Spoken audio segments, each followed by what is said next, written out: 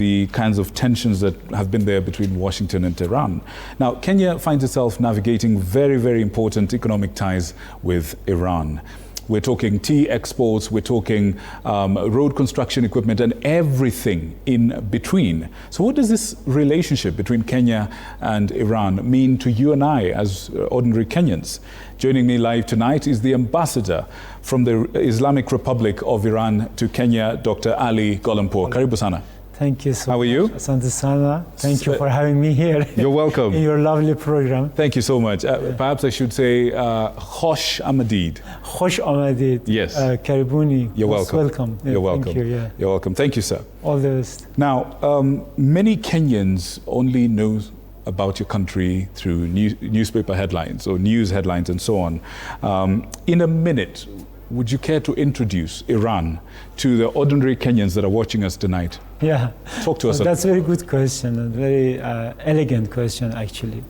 We had just last week our National Day on the occasion of commemoration of the victory of the Islamic Revolution in Iran. And the slogan that I chose to be screened in the ceremony was that Iran, a country of civilization, culture, peace, resilience, and resistance. So it's portrayed very good, the Iran in its nature.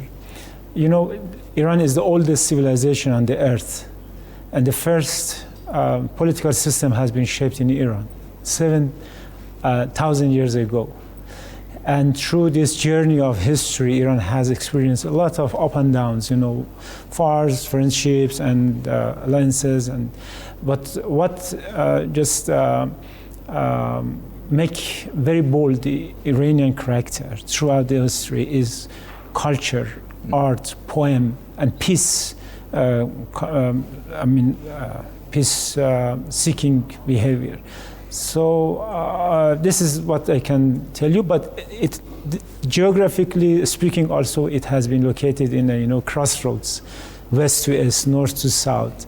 And that because of that geographical, location, Iran has had also over the centuries very good relations and very active interactions and engagements with Africa and more specifically with Kenya and the coastline. So the traces are there and backs goes to this. Yeah. That's interesting. Yeah. And I'm sure Kenyans would be interested to know that your civilization, your nation went by a different name before. Persia. Yeah, Persia. Yes. And it's, a lot of people read that in the Bible, in history books. Very long history there. Yeah, deep. It is very long. Iran also is the ancient name of this country. So both has been used. Okay. But because Iran covers more, Iran is like a mosaic, different types of, like Kenya, we have many different ethnicities, tribes, and so the name of Iran covers the all together, in one name, on one umbrella for all the peoples who are living in that land. Right. But it's very old. It's very old. Yes, yeah. All right. Now, Bwana Ambassador, why does Iran consider Kenya an important partner? Yeah, because Iran has very good relations with all countries who are friendly or are looking friendly relations with Iran. Historically, many Iranians used to migrate and travel to this area, to Africa, especially East Africa, and in particular in the coastlines, from Lamu goes down to Kuala and then Mombasa, Zanzibar, and down. And the main reason for that migration was for business. And Iranian came to this area. They actually had business and they stayed here for a long time. And now we know a minority of them. They called Afro-Shirazis. Oh. And there are remnants of Iranian, architecture in the coast areas. And there is a village in Kuala, I assume, that we call it Shiraz. village. So, and even in your language, in Kiswahili, we have many Persian or Iranian words. Really? There are many. I mean, hundreds, or if not thousands, I can say. Right. There are many. So, the roots of interaction and commons are very, very considerable. And that's why, we believe that we, as all humankinds, we need to help each other for the good relations, for prosperity, and it gives, a kind of atmosphere for everybody to live in peace and prosperity and friendship and brotherhood. So that's why Kenya is important for Iran, but not only for that kind of gesture, but also because of the geographical location, of Kenya, as a gate to Africa, in east part of Africa, and the main corridor. Right. And also there are many opportunities, potentials, and grounds for cooperation, for engaging in economic business and so on. All right. Even cultural engagement. Yeah. Right. Now, it's been in the news, and a lot of Kenyans have seen this, that the United States has announced a 25% tariff, for countries trading with Iran. Yeah. Now, for those Kenyan, businessmen and women, traders who are watching us tonight, should they be worried? Yeah. Let me to start from this policy of maximum pressure by the Trump administration. And, it's 100% completely a political kind of agenda that they're following, and they use all the tools that they have, all the grounds, all the opportunities to put pressure, and as they say it, the maximum pressure. And this application of secondary unilateral coercive measures and illegal sanctions, as you just mentioned, upon Iran, as you said, by 25% of tariffs, is in following that kind of whole strategy to put pressure, the maximum pressure, to bring to the knee the Iran as an independent country. Of course, it will affect the way that the business people are going to engage or do their business with Iran or from Iran with other countries, and it's politically motivated. And we do believe that countries, they themselves should, put in place measures not to follow unilateral coercive measures imposed illegally, in implementing foreign policy agendas of one superpower. So this is what we understand from that. But of course it will affect. But there are many areas that even under the current regime of illegal and imposed sanctions, they are not subject to sanctions, in agriculture sector, in health sector, in food, in many areas of education, tourism. These are areas that they are not even under such unilateral sanctions. So I don't believe that it can affect. But of course, they have announced that they will impose 25% tariffs, and this is something that we are worried about. And I think that all countries, especially independent countries like Kenya, they know how to deal with that situation, because to me, each and every government around the world has the sovereign right to decide how to engage and interact, and has put in place the relations with other countries. And I think that it shall not jeopardize the friendly relations, amicable relations between Iran and Kenya, right, in lieu of those foreign third-party pressures. This is my understanding and impression. I see. As a diplomat, from where you sit, is it possible for a country to maintain bilateral relations of this nature and still remain neutral or avoid some of these consequences? Yeah, that's a very tough situation. We are suffering from this kind of illegal, brutal, inhuman kind of sanctions almost for around 47 years, since the beginning of the revolution, And it is not new. And we are severely suffering from those sanctions. But it has not prevented us to achieve a lot of advancements in many areas, in scientific. Nowadays Iran is a very advanced country in many fields of science, technology, innovation, and all of those areas. In health sector, we are very advanced. In aerospace, Iran is very advanced. In defense, in agriculture equipment, we produce almost each and every agricultural, machinery. In health sector, Iran is one of the best. Just for example, many Iranian surgeries who are doing surgery, heart surgery, in Europe, in Germany, in US, they are Iranians.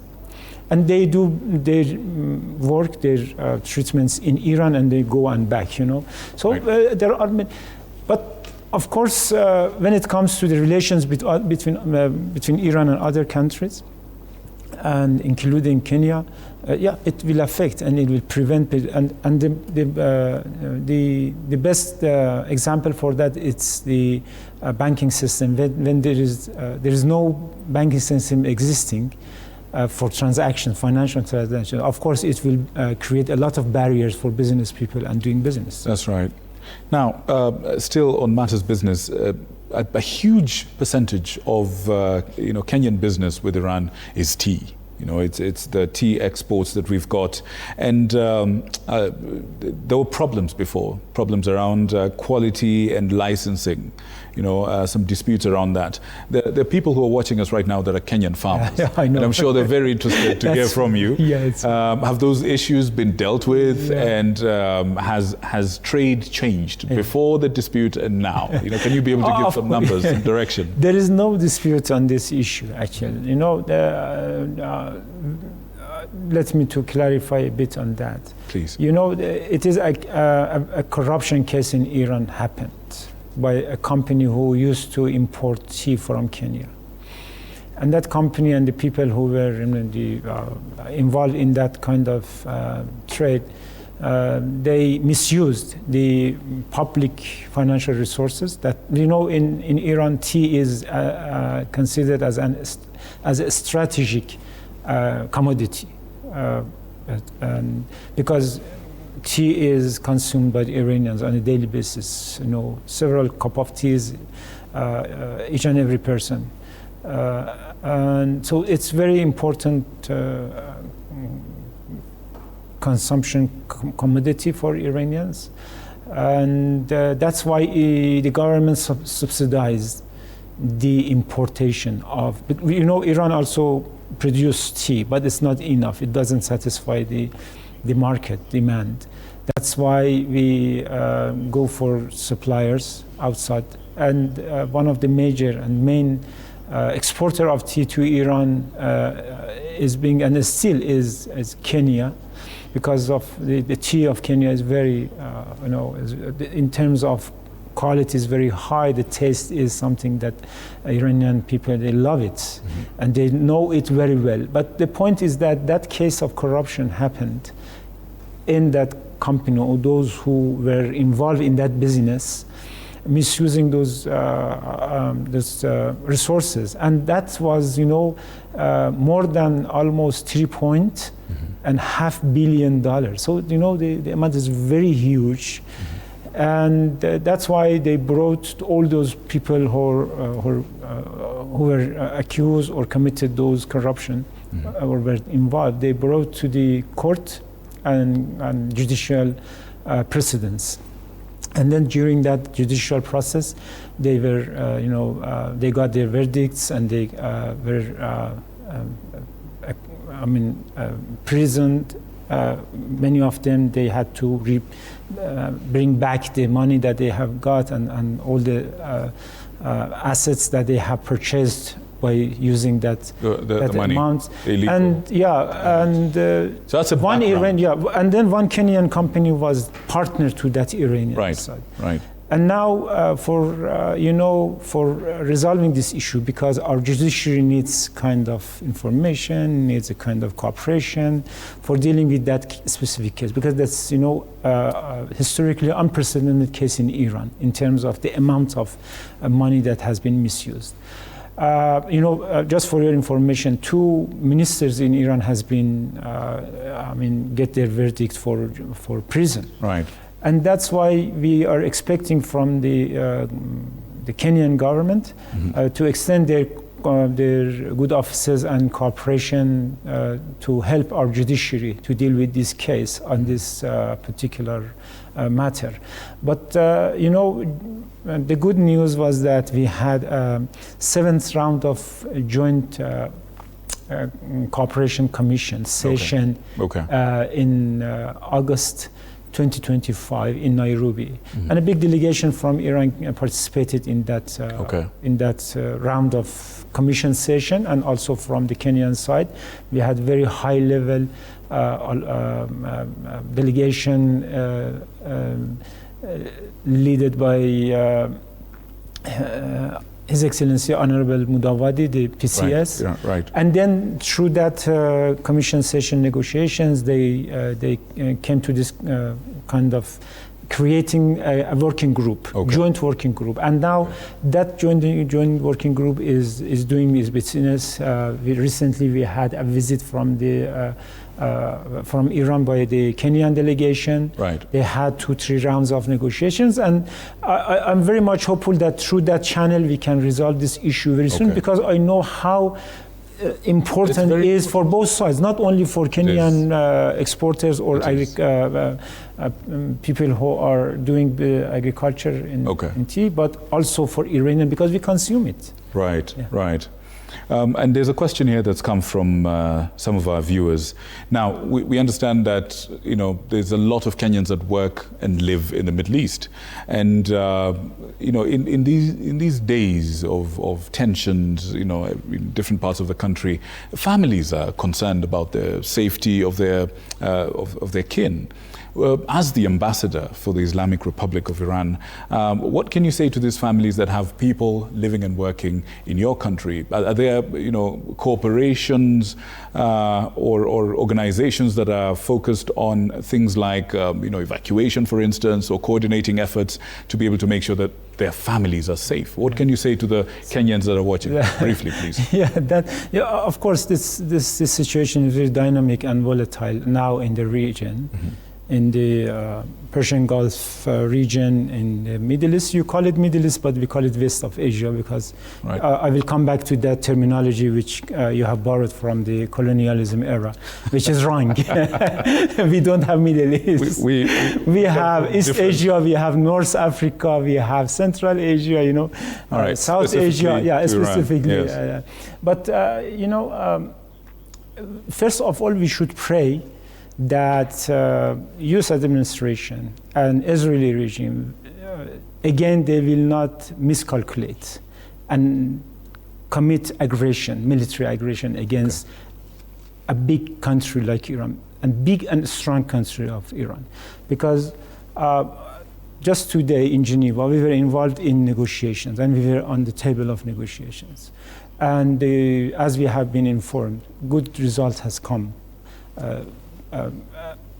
Or let's say good evaluations that we have right now from those negotiations. And I hope very much and pray that they will not go for that phase as you just mentioned, for war. But if that kind of aggression happens and Iran is under attack, military attack, of course this is the right for self-defense. And of course our military forces are ready to strongly and very determined to strongly react and defend our people and territory.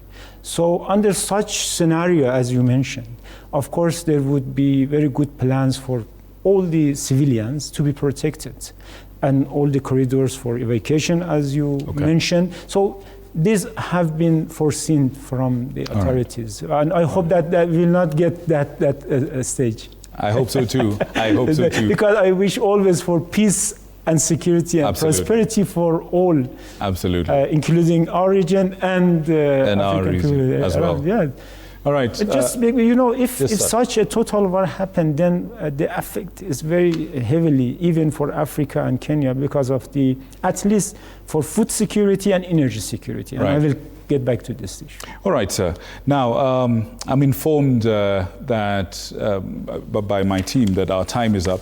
But I want to thank you so much for coming on tonight and sharing these assurances and introducing some Kenyans to the culture and the nation of Iran. Thank you so much. I believe the statement is Mamnouz as Shoma. Thank you so much. Good evening. And God bless our countries. Thank you so much. Thank you. Pleasure. Ladies and gentlemen, we'll be right back with a story that we had brought you earlier on in